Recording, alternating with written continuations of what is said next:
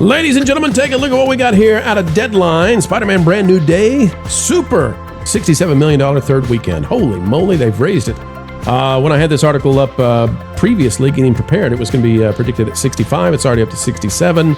And that means we're headed for record-breaking territory. What an unfortunate image of Tom Holland there. Tom, we apologize. Folks, Tom, I know you're doing your thing, but it's a little odd, the photo they chose. Come on, Anthony. It says, here's the Saturday AM right through. It says after 12:30 a.m., so I guess they updated this later for me. It says, Spider-Man Brand New Day has banked a $19 million Friday for what's shaping up to be a third weekend around 67. Again, up from 65, which is the previous estimate. Won't surprise me if it goes up again in a few hours to 70.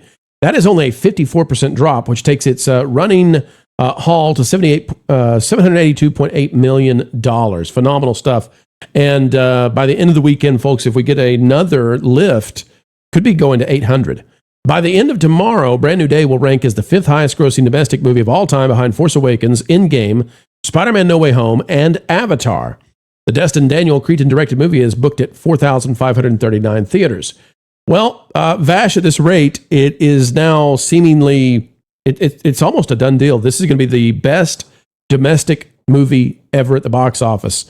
At 782 in its third week, we think this will be running like another 5, 6, 7 weeks. So even if it has drops that are significant, it's going to beat 936. In fact, I would say it's got a better chance than not to break $1 billion domestic. That's really something. Yeah, that's really something. Vash, what are your thoughts on D23 really not diving into Spider-Man? And I mean, not just the theme park stuff, you know, like I'd be getting on the phone and saying, hey, Tom, you're the biggest thing on the planet right now. And what's it going to take to get you over to D23 for a minute to promote something? Because by golly, there's nothing bigger than Spider-Man. Oh my goodness. I mean, I would move heaven and earth, especially for Josh D'Amaro. This is his first D23. And obviously you want to make the best impression possible, especially to the media intelligentsia class out there, right? Because Deadline was in the audience, Variety's in the audience. Everybody that we follow, these trade publications, every single day, day out, they are in that audience waiting for that entertainment showcase, and they want to go ahead and be wowed. So I do think you're correct. Getting Tom Holland on stage and actually, you know, maybe talking about not just Doomsday, but perhaps Secret Wars, that would have been very, very cool. Didn't get any inclusion there, though, which is a real missed opportunity because Spider-Man is the biggest thing on the planet. The fact that they didn't actually have that Doomsday trailer in front of Brand New Day in order to absorb all of this viewership from these box office numbers is a real missed opportunity as well. So I think, like, you know, Disney can do a little bit more to incorporate Spider-Man, especially right now, and I'm sure they're looking into that, but, you know, you got to strike while the iron's hot, and it is cooling rapidly. Yeah, and you said no inclusion for Spider-Man. That's really something, because Disney is all about inclusion these days. Da-da-da-da-da-da. All right, that Park Place, let's go there right now. We're going to take a look at the international side of this. Spider-Man third weekend box office astounds. You can see we were operating off of Deadline's prior numbers, 65. That was the industry number that they had been set. It's increasing again. I think it could go up as high as 70, and we're already breaking records when it was at 65. So everything else is just gravy. We're going to scroll down now because a lot of this at the top of this article is about domestic. We want to get to the international. All right. Absolutely. So here's what we got to do for Spider-Man to get the win. 2.9 billion is the Avatar number. Now, there's a caveat here, and that is that Avatar at 2.9 billion has been re-released like twice. Avengers Endgame is going to be re-released again this fall, but it's currently at 2.8. So Spider-Man is going to need a solid 3 billion to get the win. That would mean that it still has 1/3 of its box office left to go. After 3 weeks, that's possible. It's possible, but it's going to be an uphill battle. But it's going to land somewhere between first, second, and third. Avatar: The Way of Water is done. It's going to beat it, and it may beat it by next weekend. So it says the precise figures vary slightly among box office databases because of re-releases and historical currency reporting. That's what we're talking about, first, second, third. So Spider-Man, you know, if it comes in at like 2.7, some people are going to say that it's the biggest ever. And, you know, there's a debate to be had. Spider-Man has already raced through a large part of that list after only 10 days. 10 days! Brand New Day was already sitting at approximately $1.67 billion worldwide. So here's what we got. Spider-Man is headed for a top 3 finish of all time. Whether it's third, second, or the biggest ever is now up for grabs. Vash, this is a movie that has just exploded, really and truly. And what do you think is the reason for that, Vash? Is it just the Spider-Man IP, or is there something special with this movie? Yeah, I mean, it's I look at this, and obviously Spider-Man has always been the biggest character for Marvel, right? And that goes back, decades at this point. It's always been the one that's sold the most in merchandise. And, people have historically supported Spider-Man before. Obviously, Spider-Man 2, people consider it to be one of the best comic book movies of all time. And Tom Holland's character, I think everybody liked. But it is one of these things where people were kind of slow to accept it, perhaps. And then, No Way Home actually launches, and it just launches this character into the stratosphere. Obviously having Andrew Garfield and Tobey Maguire certainly helps in that regard, for sure. But people were really excited. The fervor for this character was very, very high. I think a lot of people may be reacting to the goodwill that they were left with No Way Home, taking that into the theater with them and actually seeing an adventure play out.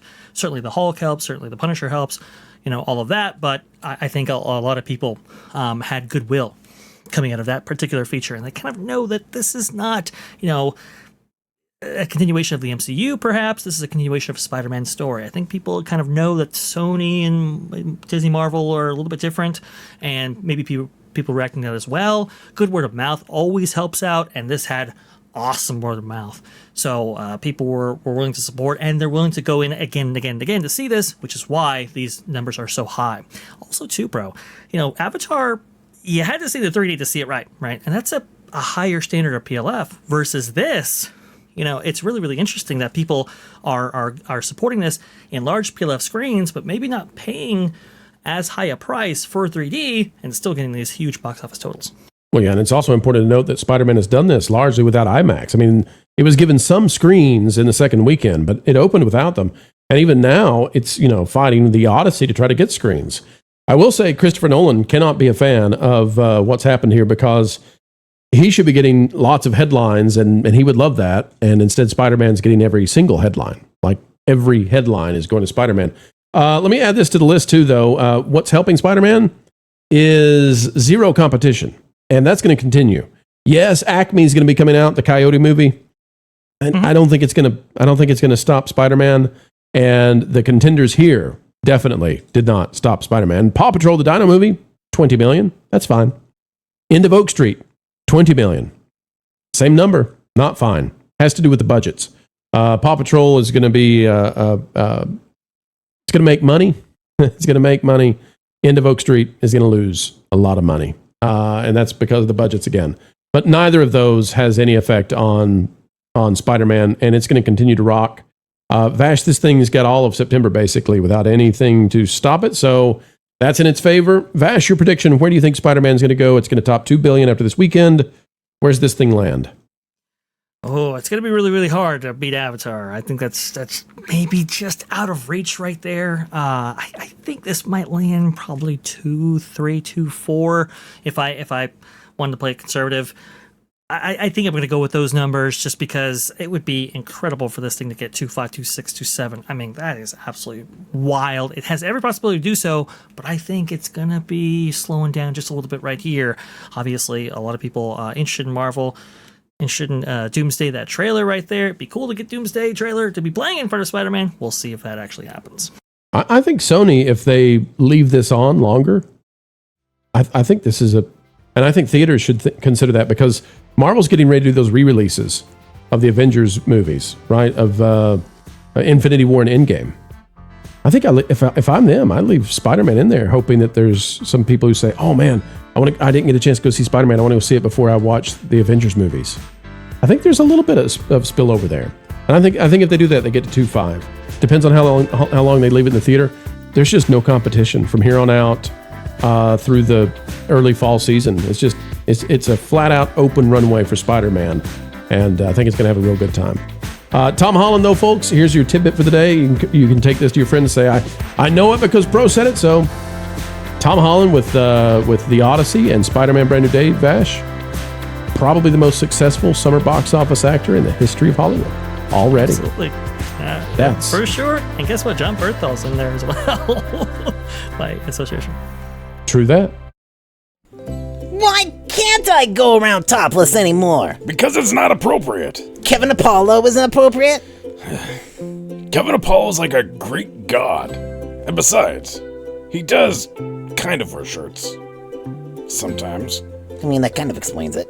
I mean, technically Apollo is a Roman god borrowed from the Greeks, which makes sense, because he's powerful and has great takes. Look, if you love Athena that much, you can marry him.